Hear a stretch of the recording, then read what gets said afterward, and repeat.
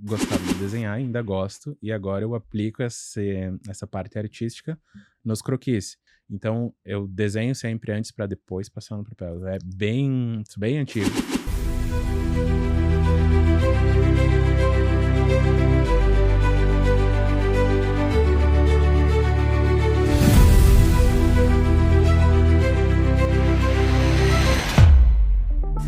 Começando mais um podcast Identidade de Arquiteto, da série de Concórdia, patrocinado e viabilizado pela Casa do Piso. Hoje a gente vai conversar com uma pessoa muito especial, que realmente chamou nossa atenção quando a gente fez o estudo aqui da região, que é o arquiteto Tarcísio Fidelis. E ele vai contar pra gente tudo que tem nessa história com a arquitetura. Seja bem-vindo, Tarcísio. Estou muito feliz de você estar aqui. Obrigado, Catri. Eu também estou muito feliz. Ah, legal. Vamos começar com a pergunta que eu sempre faço. Como que a arquitetura entrou na tua vida?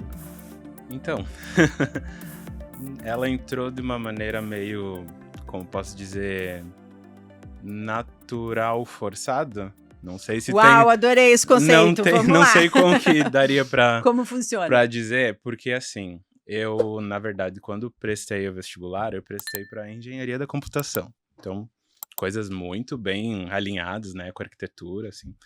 Mas, enfim, eu passei, mas não consegui ir por N motivos. Mas aí, por uma questão já de eu ter uma veia artística, enfim, na família ali e tal, acabou que eu vi a arquitetura, fui pesquisar um pouco mais sobre como funcionava, o que era o curso, enfim. Daí pensei, talvez dê certo aqui. Aí no fim deu certo, prestei vestibular de novo para várias universidades, passei e... Onde você cursou? Aqui mesmo em Concórdia, na FAC. Legal. Então, eu passei em outras universidades também, mas na época eu era de menor. Então, meus pais não deixaram eu sair da cidade. Sim. Foi o que aconteceu, eu fiquei por aqui. Fica aqui. E agora pro mundo. Que ótimo. Tarcísio, e quando você entrou na faculdade, que não é uma faculdade simples, né, de se passar, de se executar, aquele primeiro aninho foi decisivo, vou ficar ou vou embora? Foi, mas assim, eu entrei e já vi que, é isso que eu quero, sabe? É isso que eu gosto de fazer, gostei, porque assim, teve muita... a parte artística, principalmente, que é uma coisa que eu gosto bastante. Então, eu sempre fui, assim... Fala mais o que é essa artística. Eu sempre... O que tu fez, o que tu faz, quais as referências? Eu sempre gostei de desenhar bastante, né? Então, eu desenhava pessoas, animais, enfim, assim, tudo mais estilizado e realista, um pouco menos. Mas, porque assim, eu gosto bastante da cultura japonesa, né, enfim, então é algo que... Tu tem descendência japonesa? Não, só o olhinho é pequenininho. Olha, interessante. Mas eu gosto muito, então, tipo, o Japão, por exemplo, é um dos meus sonhos, né, de visita. E eu sempre gostei muito. Então, tipo, eu via como que o traço acontecia no desenho, e tentava reproduzir ali meio empiricamente. Daí depois eu fiz alguns cursos de desenho e tal, e fui me adaptando. Aí, por exemplo, a minha prima também desenha muito bem, e acabou que a gente foi trocando umas figurinhas ali e tal, e eu, vamos desenhar, vamos deixar. Mas daí, por motivos de escola, correria, dia a dia, afins, acabou que ficou um pouquinho esquecido esse lado, sabe? Então, eu encontrei na arquitetura uma possibilidade de voltar para essa parte, essa veia artística que eu tenho, para me satisfazer também, né? Enfim, que eu gostei muito do primeiro semestre, por exemplo, justamente por ter essa parte artística bem colocada. Tinha muita teoria, muita teoria. Tudo aquilo lá, né? Tudo aquilo lá que você bem sabe. Mas também tinha aquela pontinha artística que me fez querer continuar, sabe? Então, a nossa turma, por exemplo, começou em 60 pessoas, né, numa sala de aula, mas depois a gente foi se formar em 17. Então... realmente é uma faculdade que ela não é muito fácil de fazer, né? Não. Ok, então, não sabia muito o que fazer, daí achei isso aí e me apaixonei. Foi por aí. E daí aí. tu te formasse, Tu chegou a fazer estágio antes? Sim. Fiz 2 anos... deu acho que 2 anos de estágio. Antes eu trabalhava numa empresa... Eu comecei, na verdade, trabalhando em supermercado, então... Assim. Uhum. Então, pensa, eu comecei a faculdade ainda trabalhando em supermercado. Então, eu trabalhava de domingo a domingo. Eu não tinha tempo, digamos, para fazer todos os trabalhos decentemente ou, né, de uma forma que eu me dedicasse 100% àquilo, porque eu estava todo o tempo, né, disponível ali, ou eu estava dormindo, porque, né? Tem que dormir, né? É importante. Ou trabalhando. Então, tipo, o tempo que eu estava na faculdade, eu aproveitava para, né, fazer todas as coisas, eu aproveitava o máximo do tempo possível ali na faculdade mesmo para fazer as minhas coisas, né, trabalhos e afins, porque eu sabia que se eu não fizesse ali, eu ia ter que virar à noite, que é comum. Faz parte, né? E daí... Faz parte de virar à noite, né? Isso, infelizmente, faz parte da nossa vida acadêmica. Daí, depois tu migrou daí para o estágio. Isso, que daí eu fui para uma outra empresa, que daí era segunda a sexta, e depois dessa empresa que daí eu fui fazer o estágio nesse outro profissional que me deu estágio. Entendi. Tá, daí se te formasse, daí? Uhum. Aí depois que eu me formei, eu continuei trabalhando, né, e tal, fiquei acho que um período assim meio stand-by, e depois logo engatei já uma pós. Aí eu fiz a pós em design de interiores na UNESC, em Xanxerê, junto com outras amigas também que fizeram, e depois dessa pós ainda eu já consegui ser professor ou tutor de sala na Unopar. Então, através da pós, que era uma das minhas... como é que eu posso dizer? Uma das minhas ambições ser professor ou lecionar, de alguma forma, ensinar arquitetura ou o que eu aprendi para novos alunos, novos arquitetos. Né? Enfim, que tudo isso foi, assim, meio uma reação em cadeia. Só teve esse pedacinho, esse trechinho de 6 meses que eu fiquei stand-by depois de me formar e depois já engatei pós e lecionar e afins. Tá, e o escritório? Contasse, começou a atender clientes quando, assim, nessa jornada? Então, no estágio que eu fiz, eu meio que já participava, assim, porque a gente no estágio era quase responsável por fazer todo o projeto. Então, a gente participava da reunião de briefing, participava da apresentação, enfim, e a gente fazia também, né? Fazia muitas coisas com a supervisão do profissional. Uhum. Então, ali eu fui pegando o que a gente chama de cancha, sabe? Para entender como que eu iria atender o cliente depois. Então, nessa pegada, nessa jornada aí no estágio, eu fui conhecendo muita gente, né? Para clientes que depois, inclusive, vieram me procurar e não necessariamente o outro profissional. Por quê? Não sei.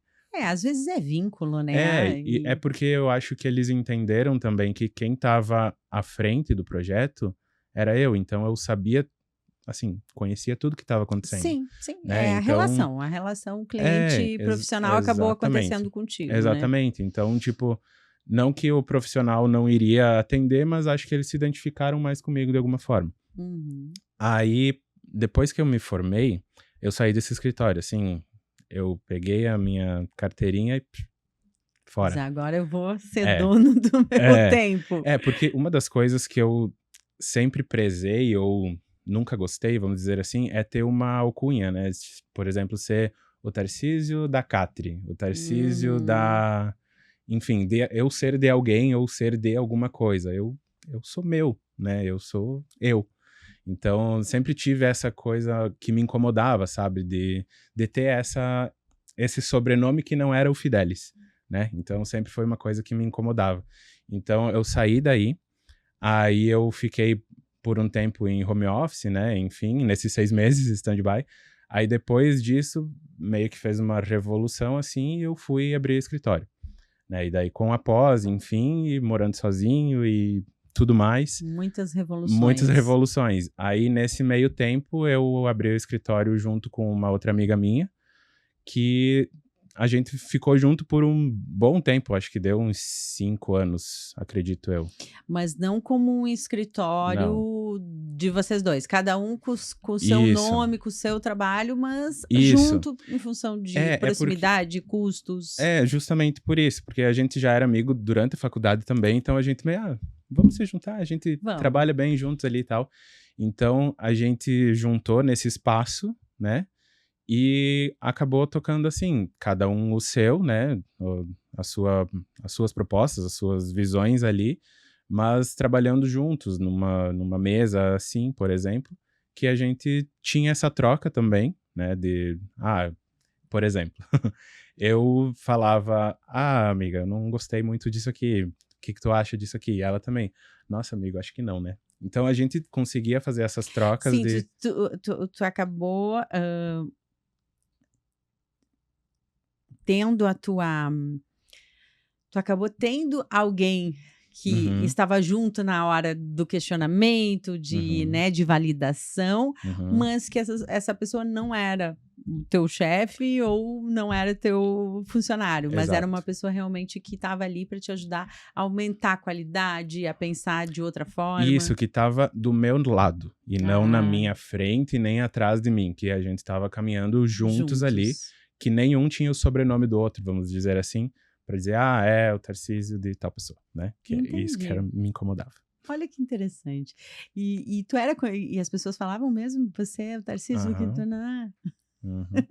Para ter uma noção, de tanto que eu era envolvido lá com o outro estágio, a semana retrasada, uma ex-cliente me chamou pedindo se eu ainda prestava serviço para aquela pessoa. Eu pensei, gente, 10 anos depois... isso faz 10 anos? Faz 10 anos que eu sou formado há 10 anos. Que loucura! E daí eu pensei, gente, mas 10 anos depois... né? Eu pensei, mas enfim, talvez né? fiz um bom trabalho. Exatamente. O que eu consigo ler aqui, pelo que tu tá me contando, é que tu tem uma energia de presença, tu tem a tua conduta, você chamava atenção, você... tem a sua identidade. E aí, como é o Tarcísio que estava naquele momento, né? Porque a gente não é, a gente está.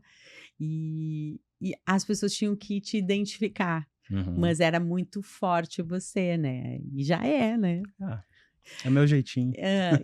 Daí andou com a amiga um bom tempo. Aí veio pandemia. E aí veio desespero. Porque muitas coisas, tudo parou, né? Sim. E também os clientes, alguns deixaram de vir, mas foi mais aquele período inicial de muito medo, muito terror ali. Aqueles primeiros meses, Isso, que deu uma, sabe assim, opa, temos que fazer alguma coisa. Aí, mas no meio disso tudo, as pessoas, acreditam que quando ficaram muito tempo em casa, começaram a ver, mas e se eu mudar isso? Mas se eu mudar aquilo? Mas eu preciso disso. Então, teve muita gente que a gente fez consultoria online, digamos assim, para melhorar a qualidade de vida dentro de casa, porque é onde passou a maior parte do tempo nesse ano, né? Então, muitas pessoas... E tu já era do online? Tu já acreditava que isso ia funcionar? Tu já tinha esse olhar? Eu não era muito do online, ainda não sou muito, né? Infelizmente. Mas eu já entendia que era esse caminho que ia tomar, que era um rumo que, assim, inevitável. Então, a gente acabou atendendo muitas pessoas online, né? Para que a gente pudesse sobreviver também, né? Porque... boleto chega, né? Foi um momento de crise, mas assim, o que eu analiso, né? A pandemia é uma época onde todo mundo se assustou no início, mas para o mercado de arte e decor foi fantástico. Porque, exato, as pessoas, aquela parede que estava incomodando, deixa, eu vou fazer uma viagem, vou investir, vou trocar de carro. E parou de fazer viagem, parou de andar na cidade, inclusive. E aí aquela parede virou prioridade, né? Exatamente. Eu acho que foi isso que aconteceu muito. A gente vem nessa desaceleração, né? Com todo esse contexto aí mundial, mundial econômico, mas eu acho que foi muito cresceu muito esse mercado e cresceu muito essa questão de esses atendimentos online, esses atendimentos à distância. Eu vi que isso pontuou muito. Sim. Só que o problema ali que aconteceu, digamos, da gente separar, é porque não tava vindo cliente suficiente pra gente conseguir manter tudo isso. Sim. Então acabou que, vamos seguir caminhos separados, né? Tipo, iria continuar cada um o seu, só que a gente não iria mais dividir o mesmo espaço. Que daí hoje acabou que virou só a minha casa, porque o escritório em si era na minha casa, onde eu moro hoje. Então, tudo que foi investido ali pra adequar como escritório acabou, né, ficando. Virando meu home office e tô aí até hoje. E tu considera home office ou tu considera o teu escritório e tua casa? Não, eu considero mais home office porque, assim, o escritório eu acho que tem uma estrutura muito diferente, né, do que você trabalhar em casa com a pantufinha ali feliz. É diferente de você ir até um espaço, ir até um lugar para fazer o teu trabalho ali naquele período. Tem seus prós e contras, né, trabalhar em casa, trabalhar home office. Por exemplo, eu tenho a liberdade, por exemplo, de acordar 8 horas, sei lá, que queria. 8 horas. Bom que fosse, né? Acordar às 8 e já começar, tipo, 8h05 já poder trabalhar. Mas também tem o agravante de que, 10 horas lembrei de alguma coisa. Mas e se eu só abrir o notebook e fazer tal coisinha? E assim vai 2 horas da manhã. Exato. Então a gente não consegue se policiar, né? Aquele excesso, essa parte desses critérios, né? Hora de trabalho, hora de descanso, fica tudo meio misturadinho, né? E ainda mais quando na arquitetura tem muita demanda, né? A gente nunca chega no fim do projeto. Pode fazer um detalhamento aqui, pode olhar isso aqui, não a concepção, né? Não nos confundam, por favor, né? Não é a concepção ela sempre, ela chega no final, mas a comunicação daquela ideia, ela é infinita, não é infinita? Porque daí, mas eu podia detalhar aqui esse cantinho, eu podia pegar e... É que tudo é importante. Tudo é importante. Tudo é importante, seja o cantinho, ele é importante também, porque se ele não for bem executado ou bem projetado, ele não vai acontecer do jeito que a gente pensou. Então, a gente vai ter um cantinho feio ou um cantinho muito lindo, né? Exato. Deixa eu te perguntar.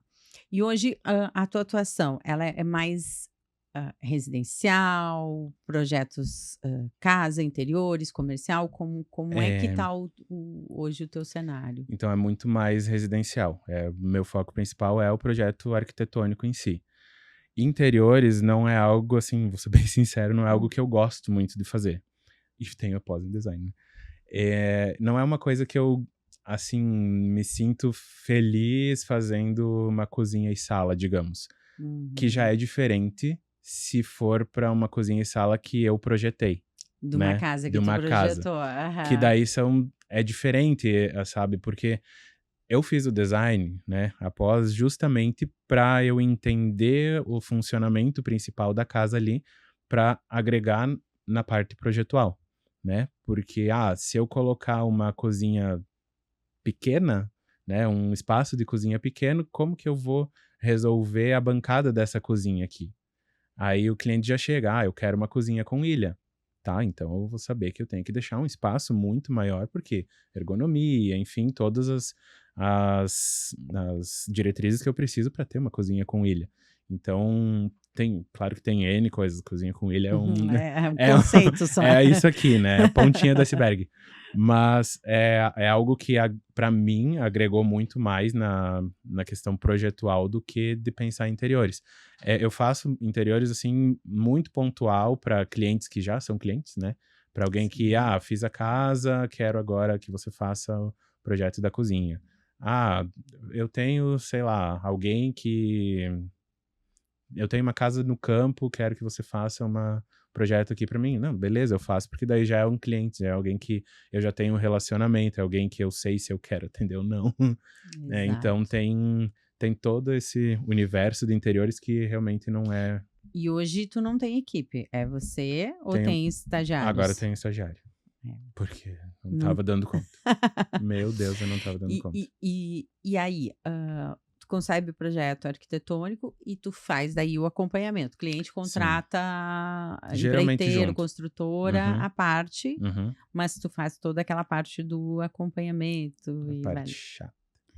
Eu não gosto de obra. Ah, eu gosto, assim, só que o problema é fazer o cliente entender que o acompanhamento não é gerenciamento de obra. Porque tem muita gente que acha que o acompanhamento é você estar na obra todos os dias, 24 horas ali, resolvendo todos os problemas que tem. Então, tem gente... Eu já falo, né? Na reunião enfim, já digo, ó, o acompanhamento é isso, deixo escrito também, contrato, até no orçamento já coloco o que é o acompanhamento para não ter essa confusão. Porque senão, lá atrás, tinha horas que eu tava contratando equipe, sabe? Por favor, eletricista, vai lá. Fazendo gestão. Então, não é isso, porque a gestão é muito mais trabalhosa, muito complexa também. E assim, não dá. Não tem como. Aí que tá. Eu sinto que tu tem um arquiteto bem raiz, né? Feliz ou infelizmente. De pensar aquele arquitetônico e vira e vai pra lá e volta e risca. Eu queria te perguntar, como que essa parte artística hoje se manifesta?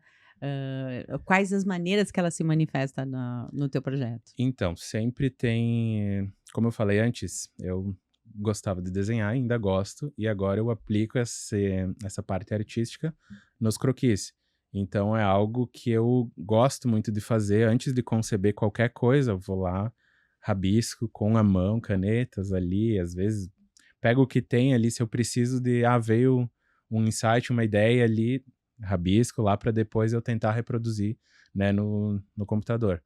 Mas é algo que eu sento ali quando uma casa nova, por exemplo. Então, ele está muito presente no momento da criação. Porque eu penso que se eu não desenhar... Eu sou muito visual, então se eu não tiver algo para ver como eu quero, não vai acontecer do jeito que eu quero. Então vai ficar uma coisa muito esquisita, aí eu não vou gostar, e daí, não é um projeto que eu gostei de fazer. Que é bem difícil. Sim. Mas não é algo que me encantou. Então eu sempre faço um croquisão ali, às vezes bem esquemático, bem Oscar Niemeyer ali, para eu entender proporções, escalas. Eu quero que essa parte, esse volume aqui seja mais alto, tenha uma ponta, seja um revestimento X, enfim. Então eu desenho sempre antes para depois passar no papel. É bem antigo. E tu chega a mostrar esses desenhos para os clientes? Às vezes sim, quando eles ficam minimamente apresentáveis, sim. É porque para ti faz sentido, né? Pra aquele mim faz risco, aquele risco pode significar muitas coisas para você. Às vezes para o cliente não é mais difícil de visualizar. Que nem sempre eles dão valor para essa parte criativa. Que é o teu processo criativo. Que é, assim, a parte principal. Eu considero, pelo menos, a parte principal. De tudo. Porque a parte técnica, qualquer um faz, qualquer programa. Hoje a gente tem inteligências artificiais. Não fiquem chateados, mas se é para fazer uma plantinha ali quadradinha, encaixar os espaços ali, o quarto, a sala e banheiro. A gente deixa para os engenheiros, né? Faz ali o caixote.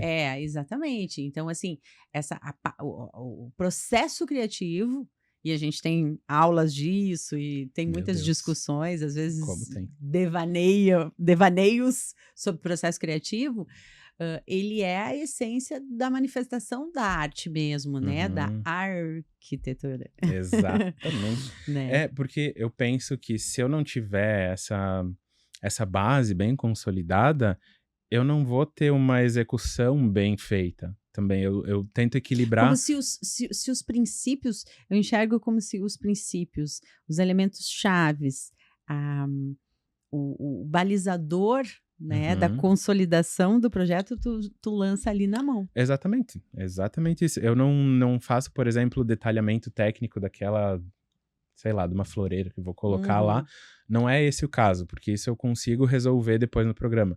Mas eu coloco, vai ter uma floreira aqui. De alguma forma, vai ter. Aí eu vou buscar, enfim, desenho tecnicamente ali o que precisa ser feito para que na execução saia a minha floreira que eu desenhei aqui.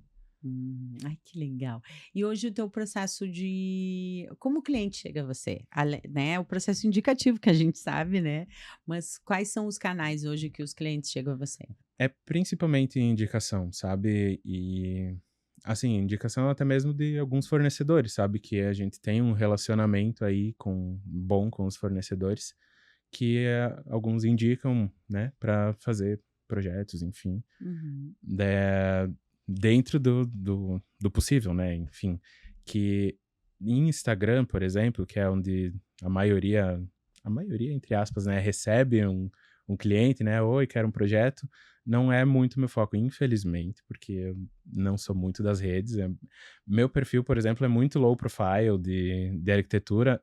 Vai mudar, porque eu não consigo e não gosto muito dessa performance que tem que ter no Instagram, por exemplo. Sim, Porque eu é porque é vejo. muito superficial. É Exato, muito eu superficial. não consigo. Assim como eu sou um arquiteto raiz, né? É? Uhum. Ah, eu também não consigo ver verdade naquilo, sabe? Uma coisa, sei lá, um story, tudo bem que pra gente é uma coisa óbvia, pro cliente que vai estar vendo, às vezes não é. Mas, Exato. sabe, ai, as minhas escolhas, gente, é um porcelanato branco com um MDF bege. Sabe assim, aquele frango com arroz. Exato, mas tu sabe, Tarcísio, que, essa jornada, né, Uhum, de simplificar, de deixar mais superficial, vamos usar essas uhum, palavras, ela é bastante complexa, principalmente quando a gente tem muita intensidade, quando a gente uhum, tem muito sentir nos processos. uhum, Mas a minha dica, não pensa no que as pessoas fazem, uhum, tá? E nem olha, se for possível, porque a gente sempre julga, né? Mas busca entender que hoje, nesse canal, as pessoas querem superficialidade, sim. entende? E aí, o quão mais superficial tu consegue fazer. E que É, faça sentido para ti, porque o problema é não fazer sentido, entendeu? exato. O problema é não fazer, ai, tá, tem que fazer isso aqui, ai, peraí, agora, né? E aí é meio chato, É bem né? chato. E eu entendo, eu sei, assim, eu en Tecnicamente tu entende. isso, mas a execução é diferente, porque eu não É, desenhei. Por exemplo, eu não consigo sabe, ir numa loja, assim, e fazer uma coisa que todo mundo tá repetindo, entende? sim. Só por postar ou só por ter o story ali de bom dia com uma caneca de café muito bem elaborado, todo colocado com os galinhos. Eu entendo que isso é legal, isso acaba te tornando relevante ali na plataforma de uma forma que as pessoas vão estar vendo, mas esse vendo, será que não é só uma passadinha? Ah, vi aqui uma xícara de café, não vi nem quem é, só passei. Entende? Tipo, não quer dizer que você tá sendo visto. Eu entendo o que tu quer dizer, mas, comunicar é Uhum. muito importante, Sim, né? isso sim. Essa jornada de deixar de ser arquiteta, de descobrir como eu ia mudar o mercado de Uhum, arquidecor, achar os caminhos, que é o podcast e a escola que eu vendo para arquitetos, toda essa jornada é uma jornada de comunicação, uhum, né. Então, achar a tua identidade dentro dessa jornada de comunicar o que você faz, porque uhum. é um ditado muito antigo e que funciona: "Quem não é visto não é lembrado". É exatamente isso, eu sei Mas tu exatamente isso. faz um outro trabalho, não sei se tu te percebe, de relacionamento, Sim. né, de network, a tua entrega para o cliente consolida muito a relação com o retorno do cliente, então isso vai reverberando, né. E até essa que você falou sobre o network e tal, e relacionamento, é uma historinha bem rapidinha. Pode contar. Quando eu me formei, logo depois, na verdade, que eu saí do estágio, né, me formei, ter a carteirinha, ninguém sabia quem que era Tarcísio Fidelis, né, tipo, algumas pessoas ali e tal, mas eu quis que as pessoas soubessem quem eu era, de alguma forma. Então, consegui um projeto lá, eu esfolei esse projeto até não poder mais e eu ia assim, quase que vendedor de enciclopédia, sabe? Sei. Bati de porta em porta, de loja, de fornecedor, para dizer, oi, eu sou o Tarcísio, sou arquiteto, tenho um projeto assim, assim, assado. Você consegue fazer um orçamento para mim?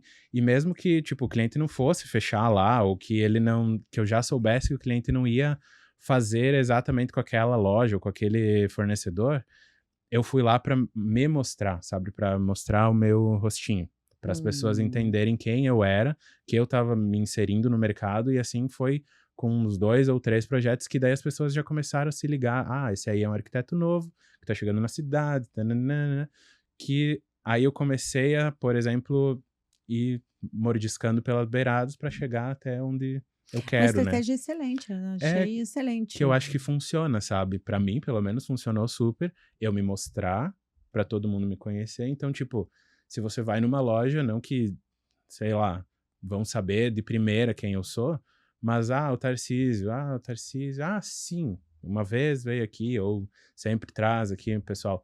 Então, eu quis fazer esse relacionamento primeiro com os fornecedores, para eles saberem quem eu era, para eu, por exemplo, chegar lá e, olha, eu preciso no orçamento disso para amanhã, tu consegue? Sim, conseguimos, querido arquiteto. É legal. E aí eu já vou encaixar essa pergunta aí, que é muito importante. Eu já percebi, né, pelo que tu falasse, que os fornecedores hoje também são indicadores de clientes para você. O que a gente adora isso, né?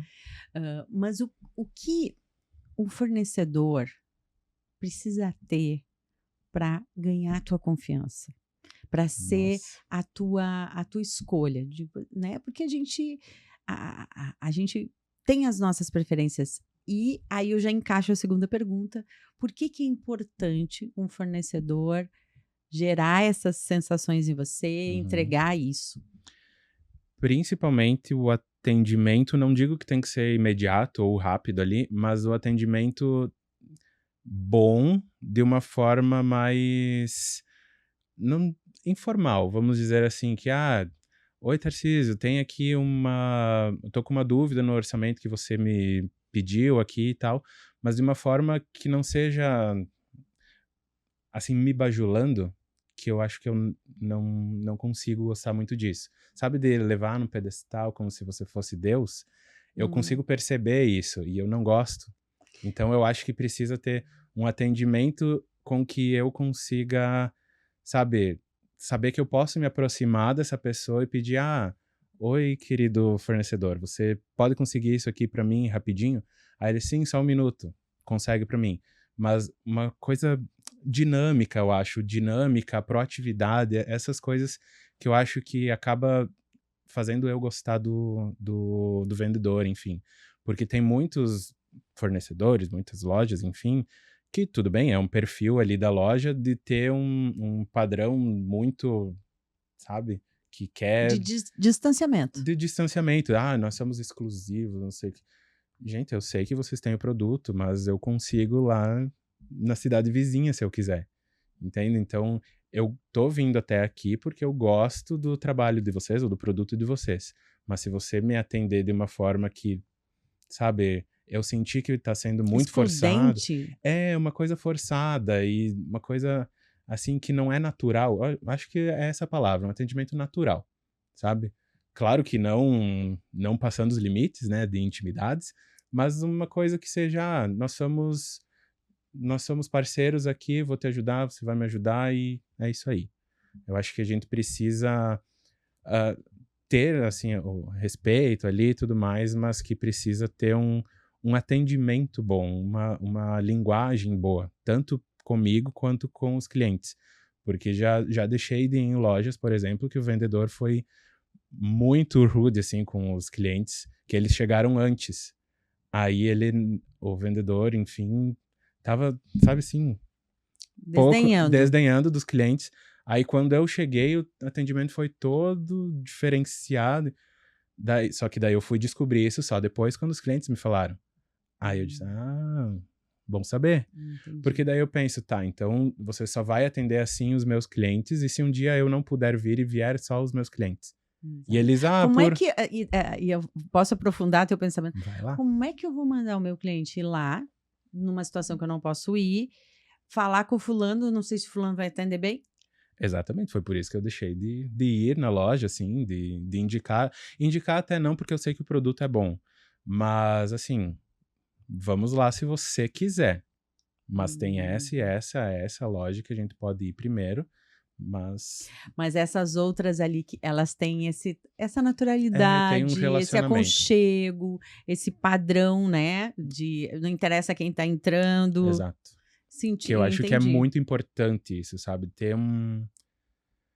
Criar um relacionamento sem distanciar, sabe? Sem ser excludente, né? Isso eu acho que é bem importante. Sem dizer que o teu produto é o melhor do mercado, mesmo que seja o melhor produto do mercado, desdenhando do Joãozinho que tá começando agora, sabe?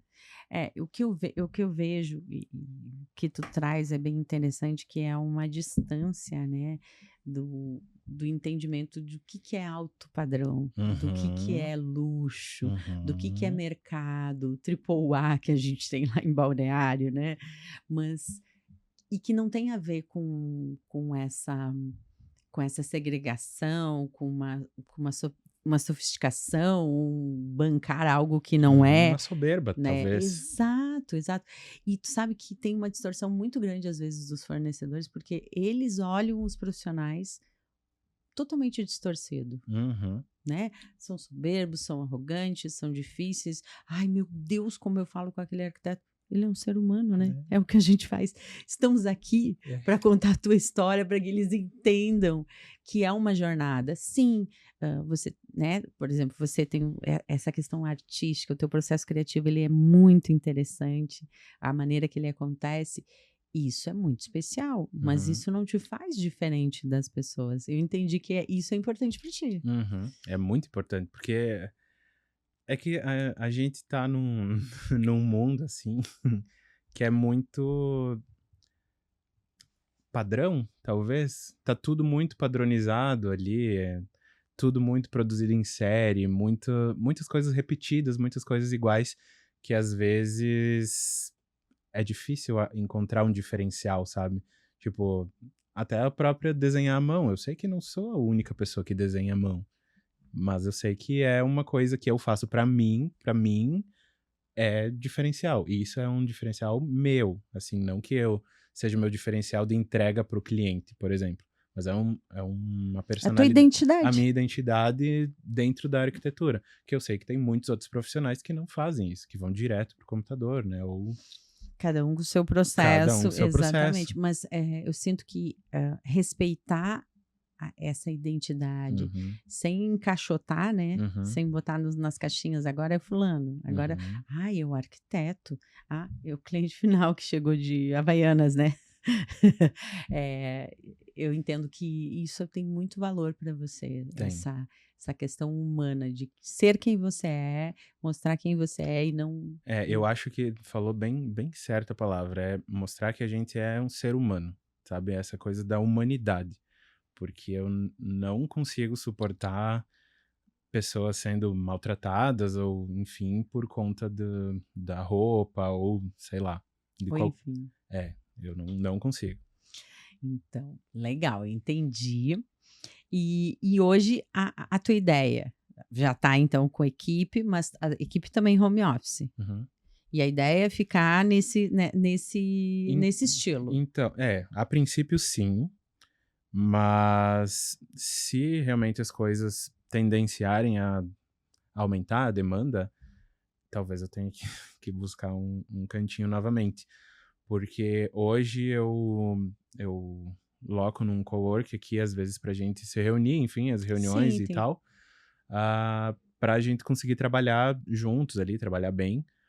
Mas que eu sinto falta de ter o dia a dia com essa pessoa que eu tô trabalhando. Porque como eu tô também ensinando de alguma forma, ela vai ter dúvidas, ela vai precisar de um suporte, né? Então, eu estando ali do lado é muito mais fácil, né? E, sei lá, se realmente crescer mais, aí eu tenho que contratar mais uma pessoa ou até pegar um arquiteto pra gente trabalhar junto. Pra ir desdobrando. Exatamente, mas ainda no mesmo esquema. De você me ajuda, mas você não é meu. Você vai ter os os seus poréns, né?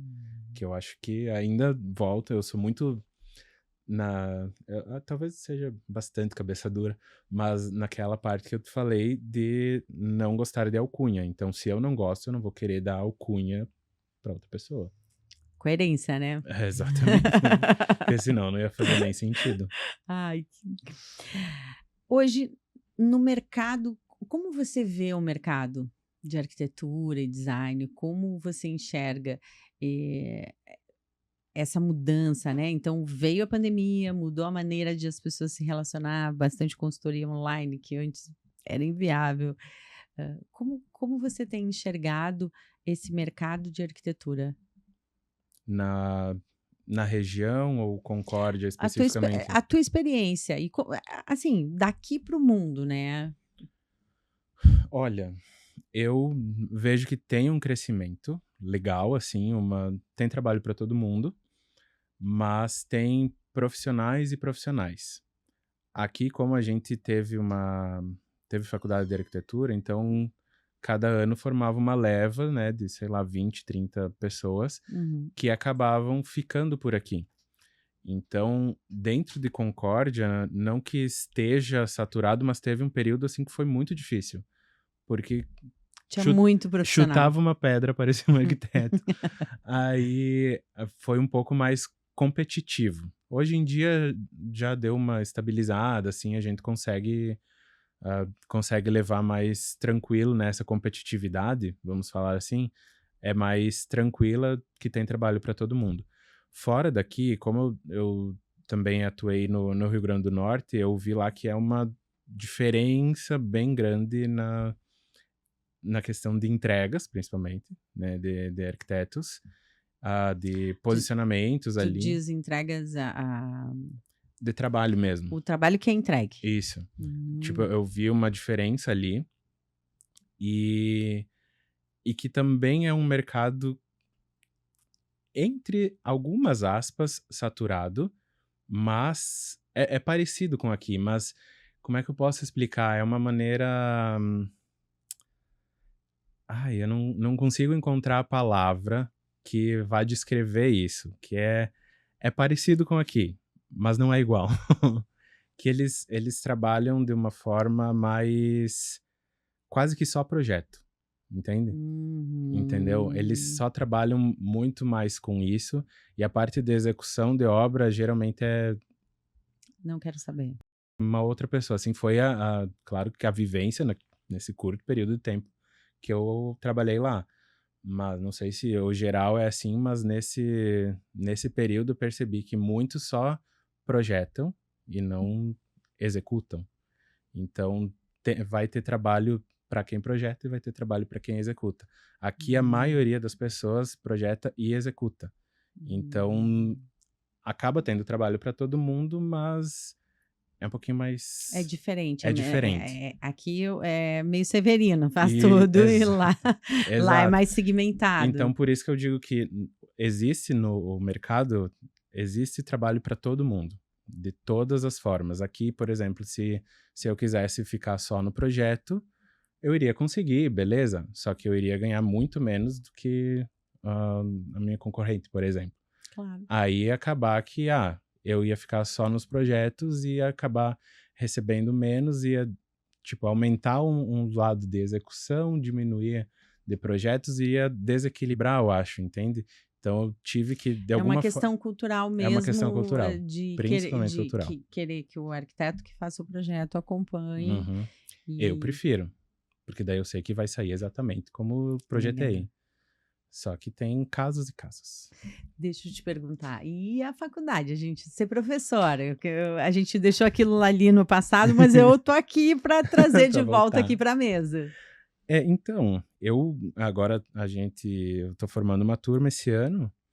Tu continua dando aula? Sim. Legal. E daí provavelmente, não sei ainda, acredito eu que vai ser minha última, porque daí acabo, né, tá ocupando muito tempo. Né? Entendi. Que quando eu fui para dar aula lá em 2018, quando comecei, era uma renda extra, vamos dizer assim, para ir com algo que eu gostava. e que até tinha um retorno e tudo mais. Mas hoje em dia já está ocupando muito tempo. A parte boa é que eu estou sempre estudando. Sempre, como eu sou tutor de sala, eu tenho que saber de todos os conteúdos. Então, eu ministrava todas as aulas, todos os encontros, era uma aula ali uma atividade, enfim, que eu preparava para eles fazerem de acordo com aquela disciplina.